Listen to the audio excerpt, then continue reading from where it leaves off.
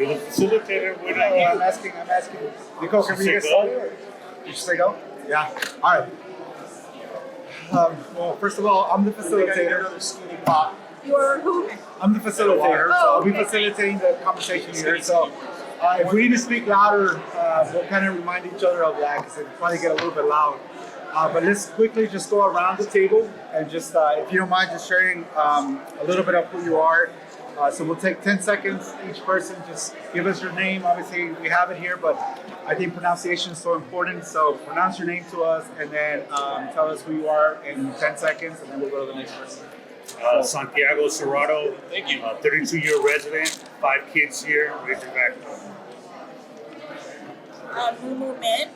I'm a dental practitioner, business owner, and has lived here for 27 years. Monica Espinosa, I've lived here over 40, don't even know anymore. And I own Star Realtors, Star Rentals, so I'm very familiar with equity and balance and bringing everybody here.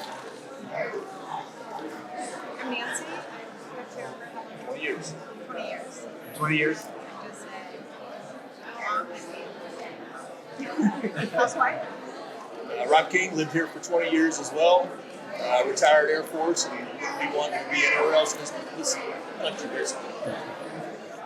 Name's Arvind Mehta. I'm a dentist here in town. I've been here for 11 years and 2 kids going to school in town here. Happy.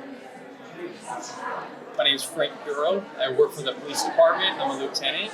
I've lived in Vacaville for about 35 years. Wow. You don't even look 35. He's 33, the math ain't adding. Almost 37, so. All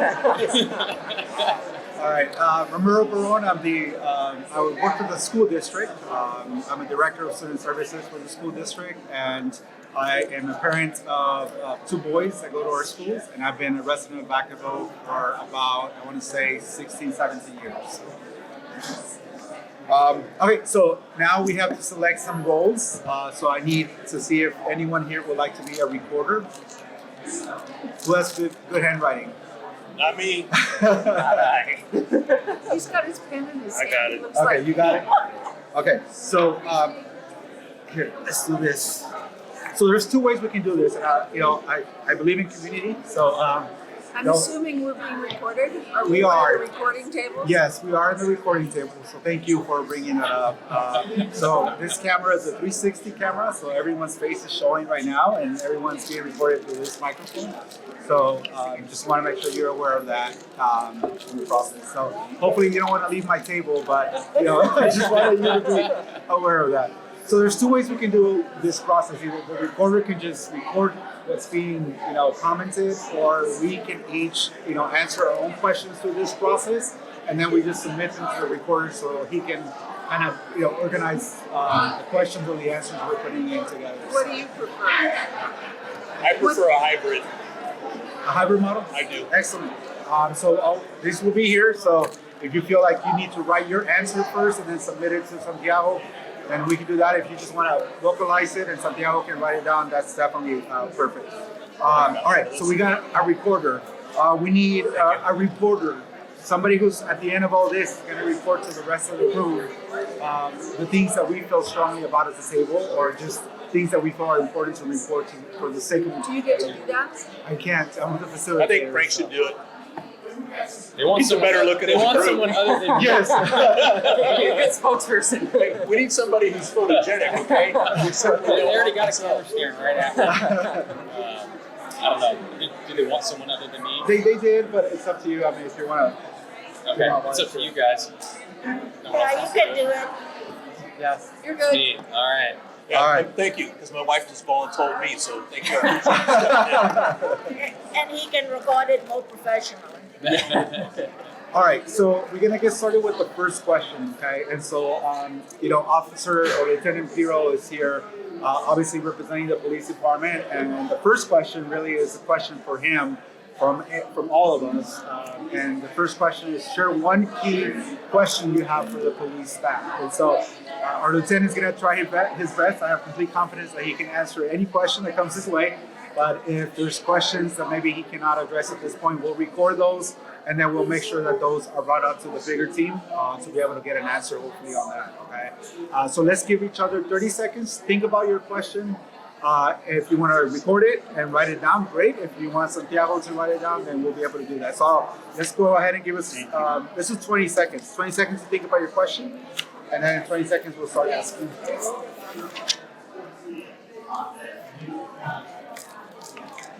Sorry. Oh, you're okay. And you guys don't have to write it down.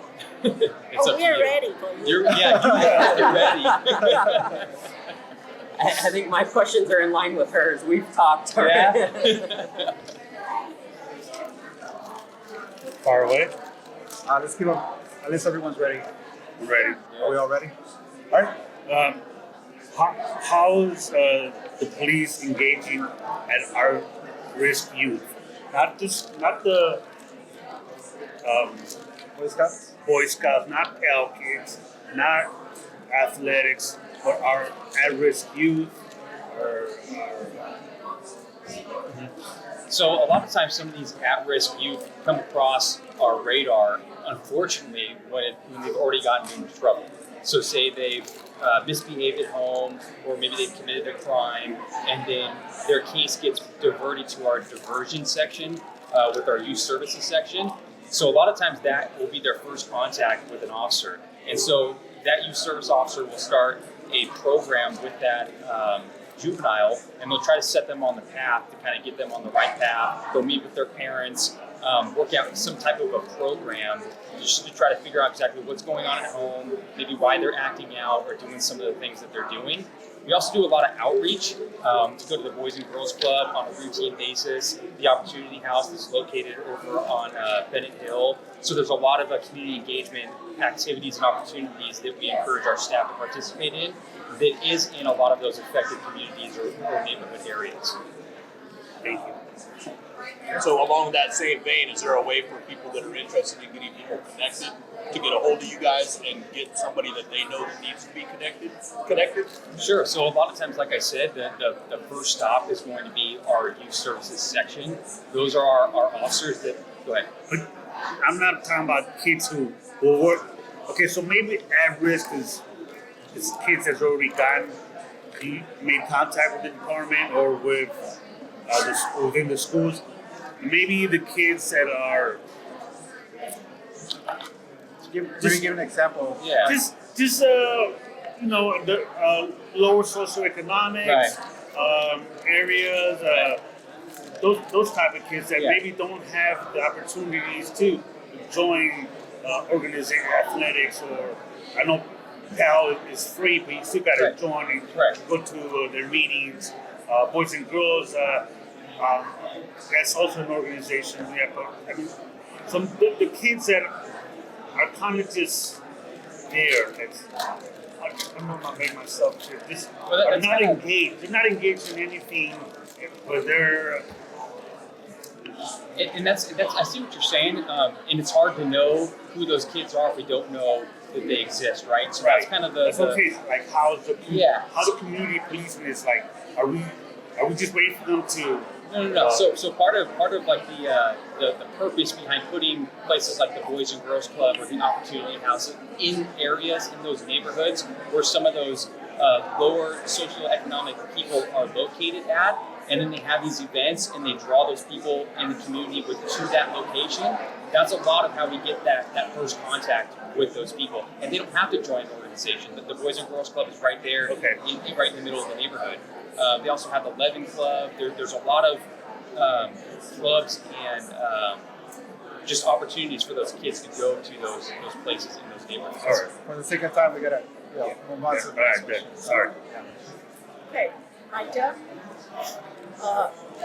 I've lived here for 27 years and I enjoyed it up until now. This year, Can you speak up? pardon? Can you speak louder? Okay. It's very loud in here. Been a business owner. I'm a root canal specialist here in town for 27 years. Enjoyed it really well and all, but this is the first year for our business to be burglarized twice. on June 20th. That was one time, and then the other time was August 13th. So the staff has become anxious to come to work. They are nervous, suspicious of anyone that is standing around our office or something. So I've put in quite a bit of money into it now, having locks changed, all that stuff. But the thing is, they didn't come in from the doors. They came in from the window panels that are fixed. So we think they are professionals.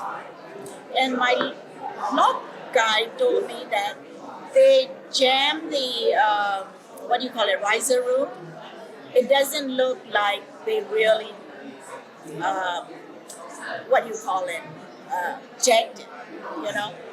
They think it's a professional as well, or they probably have a key, which is unusual. Never had that happen.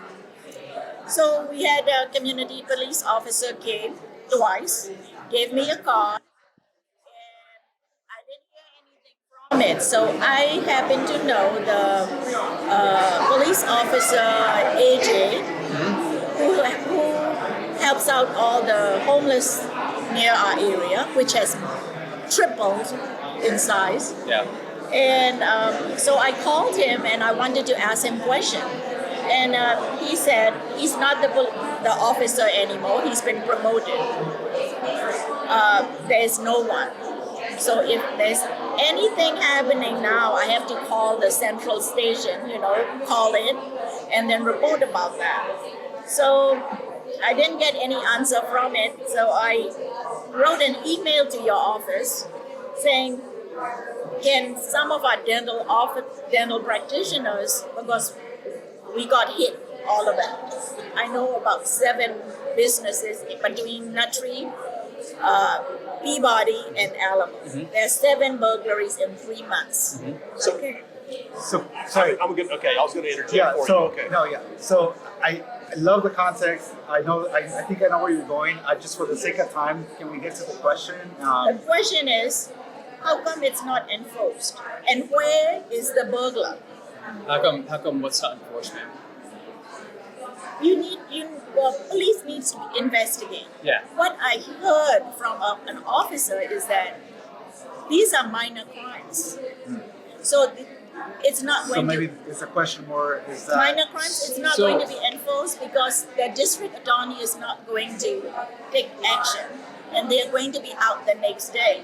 But if you don't do any minor crimes, they're going to get bigger crimes, Right. and it So becomes lawless. We definitely aren't of the mindset of classifying crimes as low level or high level, right? Because it's all subjective. What is high level to me might be something different to you, right? So the fact that you were victimized and your business was broken into, that is a big deal. And we do investigate those types of things. And I think I'm slightly familiar with your case, and we might have actually made an arrest. Are you on Alamo? I am on Nutri and Alamo Corner, And and I know- we have three businesses that got burglarized there, and then the Alamo and Peabody, Right. another 3, Yeah. and then I got called by my community police officer that there was another one. Yeah. So what I know of, within 3 months, there are 7. Yeah. So what I will tell you is we do our best to investigate every crime, but we have a city of over 100,000 people, and there is a relatively large amount of crime for us to investigate everything to the fullest extent. We do our best to do that. I hope that nothing fell through the cracks with your case. I wish I knew more about your case so I could comment a little bit more eloquently on that, but I'm not quite sure. As far as the relationship between maybe you and AJ, we're also working on a program where we actually have officers that are designated to a specific district. So we split the city up into districts, and we're working on making a sergeant and a lieutenant both be responsible for that district. And so if you have specific concerns about something that's happening in your area, you know that there's a specific contact that you could reach out to and say, hey, I'm experiencing this, what is going on with that? And then that sergeant and lieutenant can get to the bottom And of it. I've done that. So I think that's something that you guys are implementing. We are implementing that right now, yes. And I think it goes back to the power of relationships between business owners and police department, and having that one contact like AJ. No, not AJ anymore. AJ said he has nothing to do with it anymore because he's been promoted. And so that was So it. for sake of time, we have to keep going. So Right, but I emailed your office, you mean Vacaville Police Office, and Chief's assistant called me, KD or something like that. Called me. So yeah. Yeah, So, I'm going to say is KD took my case numbers, Okay. and she said she would get back with me. Uh-huh. And that was the end of the story I want to tell you. Okay. Before we leave, I can give you my number. You can give me your case number, and I can look into it for you. Okay. Yeah. Okay. all right. Thank you. I couldn't limit it to one, but number one to me is handling the homeless. I know it's a problem. They camp on my door. They do leave their drugs all over. They leave their needles and everything else. And we're primarily a women-oriented business, and like you, the staff is becoming a little hesitant to want to walk into that parking lot, especially as it's getting darker. I'm sorry, where's it at? 795 Alamo and Albacete, right across from Big Lots.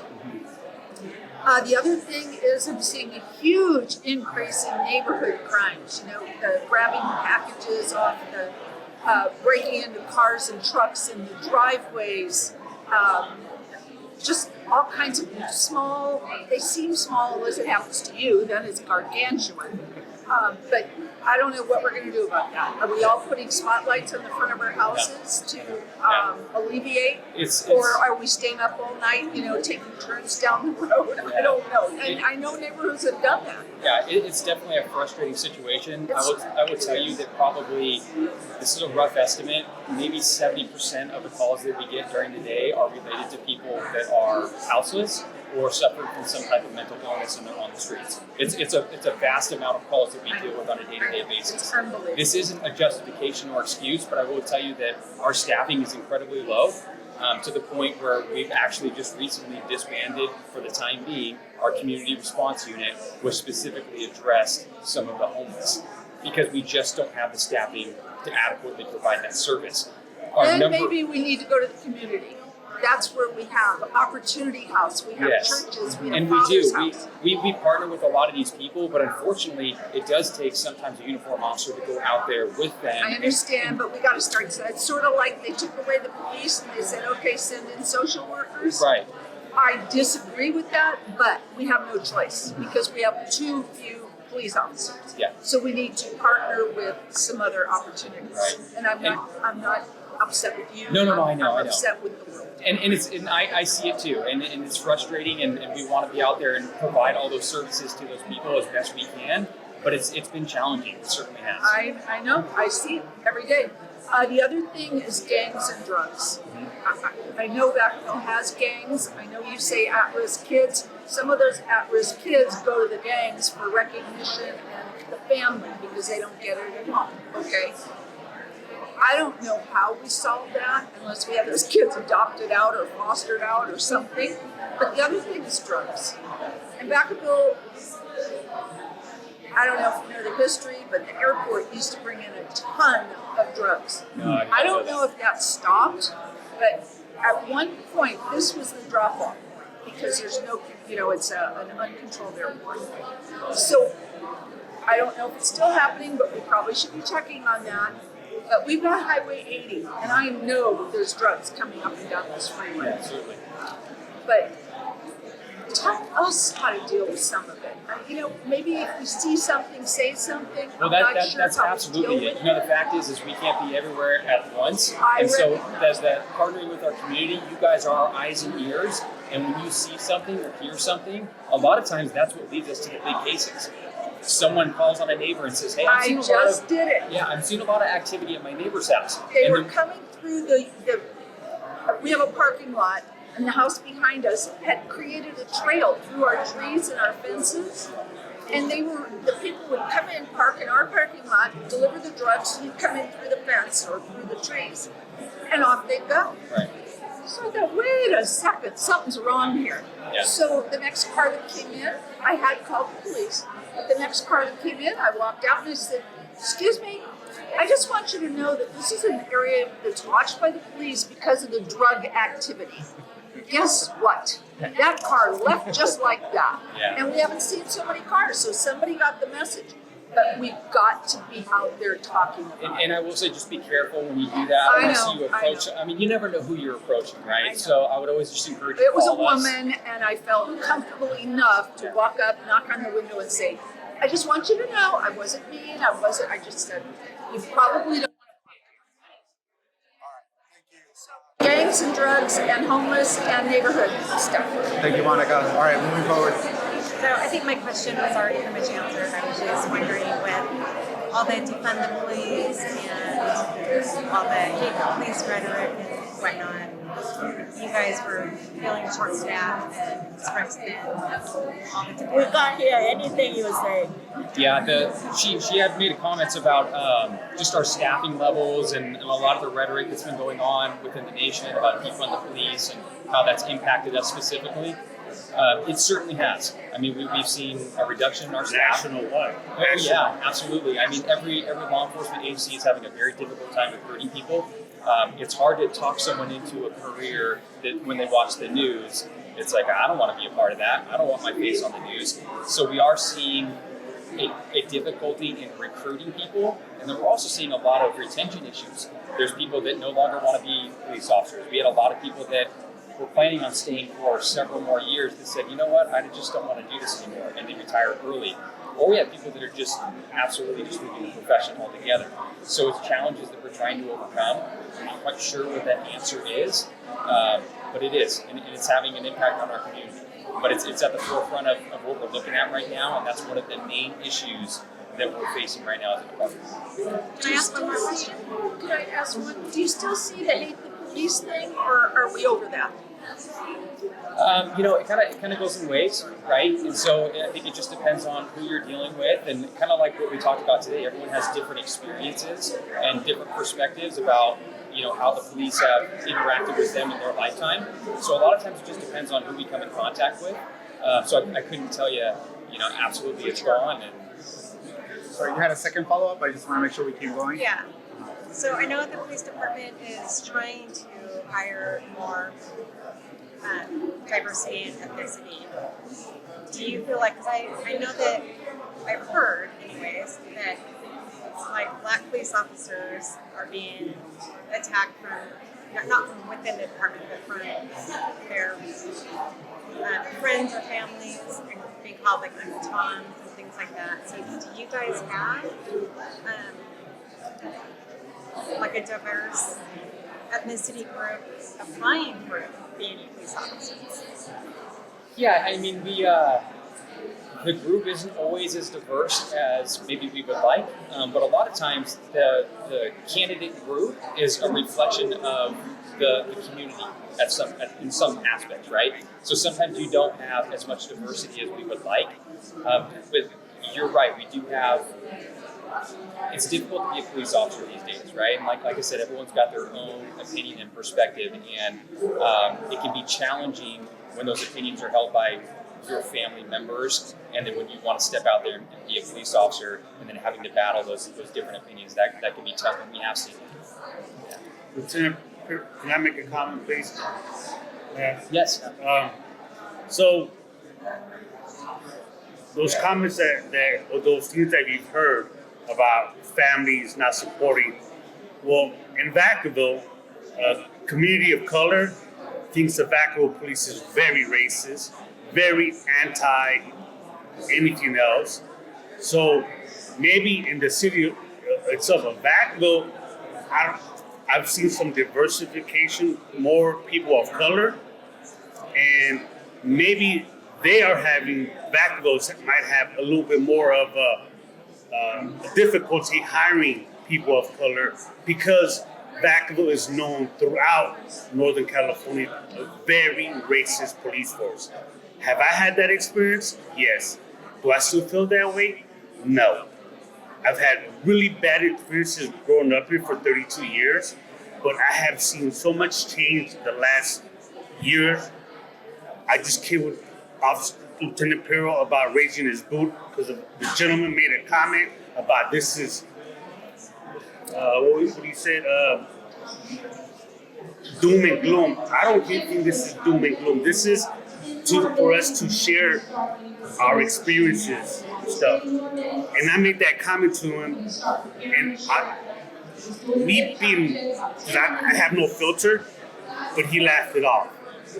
And I apologize. I'm apologizing now because I was just trying to joke with you. So that's some of us people of color. I'm being Mexican American. My child is half black. He wanted to be an officer, but he said never in Vacaville. That's not his interest no more. That's what we as a community have. If I could just share something, you said something that I just took note of. You talked about your son wanting to be a police officer, but just not here, not in Vacaville. Right. Sometimes it's people like that affect change, right? Right. That's what we look for. When we talk about, in my opinion, when we talk about diversity, it's not always necessarily what you look like, right? It's your diversity of thought, it's your diversity of experience. And so he's going to have a different perspective coming from your guys' world. And when he comes and does this job, what do you think he does to everybody around him? Right. So I would encourage. But because of this life experience in Vacaville, he chose not to. He's in a whole different field I now. have to stop you, but we're going to keep going because we're running out of time. Go ahead. My questions have already been answered, and I'm going to go ahead and defer my time to the gentleman to my left that rips stuff out of people's mouth. I don't want that to happen to me. So I'm going to piggyback on what they talked about. I think my concerns revolve, being a business owner here, our building has been broken into twice in the last year as well. I think you guys did apprehend one of the suspects. My question or my issue is really with the communication. I felt like there was a string of these things going on right down the street, and I heard more about it from my colleagues and friends than from the police department, and I could have done some things, some measures proactively to protect ourselves, our staff, our team, our patients. And we became the victim before we could be, being on top of it. And even when that happened, our security cameras caught footage of the perpetrators, suspects, whatnot. And I reached out to the police officers that had dropped their card off. I wasn't on site when they came. I had to reach out multiple times to upload that video to help you guys. And I know there's two separate people because they are clearly two different people. And I think the second one you guys apprehended. But my concern is really with the communication. How do business owners, how do residents hear about these things so we can be prepared? Do we need to put those spotlights every time we hear something on next door? What can be done?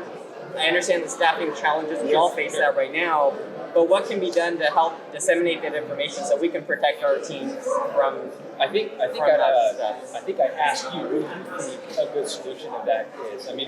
Because we go to hundreds of calls, right? Yeah. So what do you think would be a solution to allow people to know what crime is going on at what location at what time? He's a reporter. I think, the practicality of, making a phone call or a house call is not realistic, but maybe some kind of email that can go out for people who are interested, because if we know what's going on in a certain geographic area of town, like my office is not far from hers and not far from you, I think. If we know that, hey, there's a string of stuff going on, and they did the same thing. They cut our power, they waited till all the alarm systems died down, and then they broke in. And it was 6:30 in the morning, daylight. So it's just getting out of control, but something to geographically identify where those challenges are.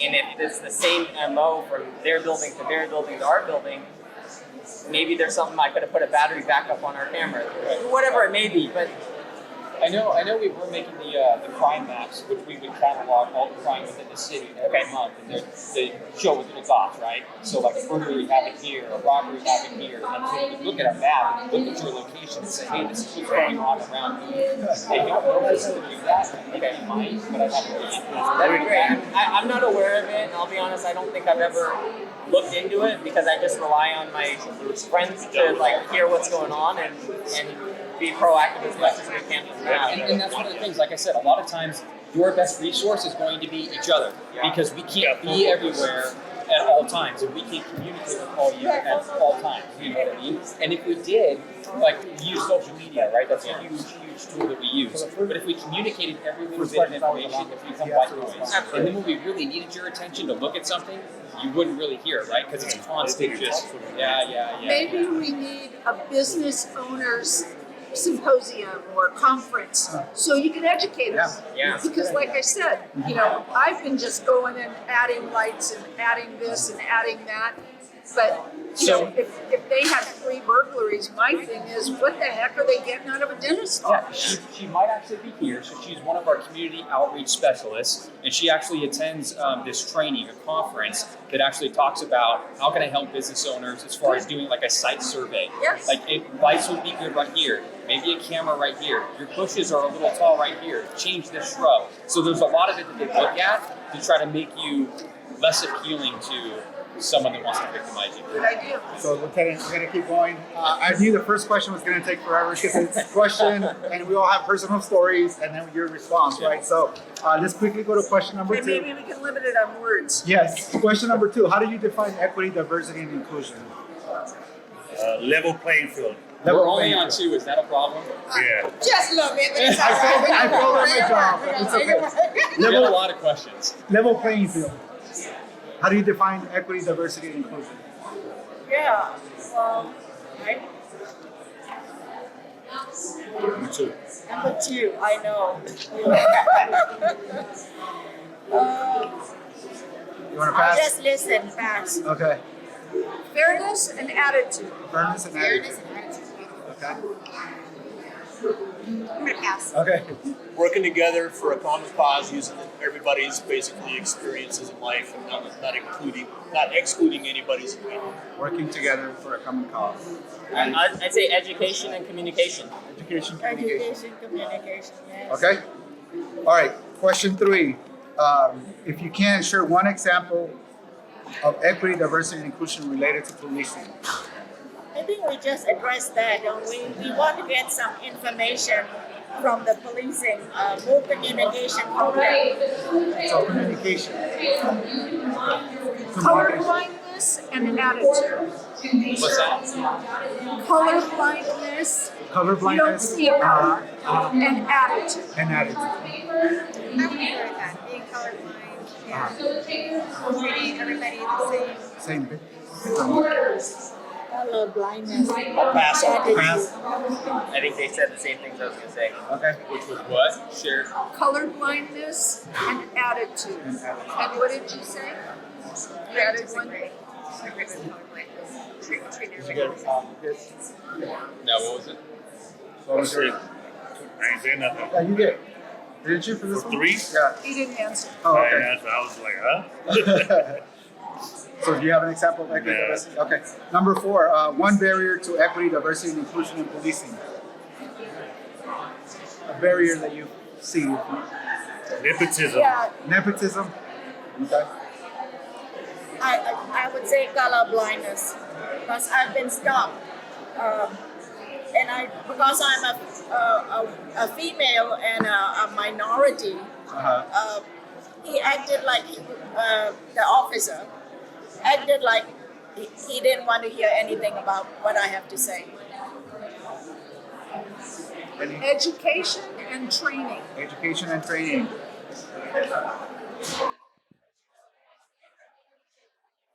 You have an answer for 4? So, I mean, let's look at the news, and we all can see what everybody's opinion is about the police, and I don't disagree with many of them. However, I believe that it's also a two-way street, and that we, the people, should also take a look at our police and present them with a little more respect that they deserve and earn. I was going to say respect one another, I think goes a long ways. All right, 1 minute. So last one, share one solution to create equity, diversity, and inclusion in policing. Donuts. What was it? Donuts. Well, I want to say see all of us as a human being. Okay. Seeing each other as human beings. Experience. Experience. Pass. Yeah, and I think it's like a continued opportunity for the community and the police to get together and actually see each other as human beings. Okay. You know what I So mean? Because kinda like, it's a two-way street, right. Kind of like moments like this, right? pretty much. But yeah. Okay. I was just gonna share. This is my first meeting, but things like this I think are a positive direction to help that dialogue and communication. And to be honest, I never even thought of these until we had these issues come up this last year, and I'm grateful for it. So thank you. But I would also keep in mind that if you look at these tables with a short staff, how many of these officers should probably be out on the street patrolling tonight that can't? They're off So duty. let's find a balance there too, right? Ready? Wow, we got that done fast at the end. The first one was always, I knew it was going to take a while. Let's go back to number one. It really wasn't. In my experience, I was very respectful to the police officer. We picked the pretty one. They're not all here. Are you and Dr. Johnson still? Across. He's my neighbor.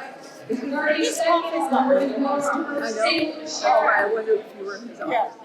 So there are three there are four offices.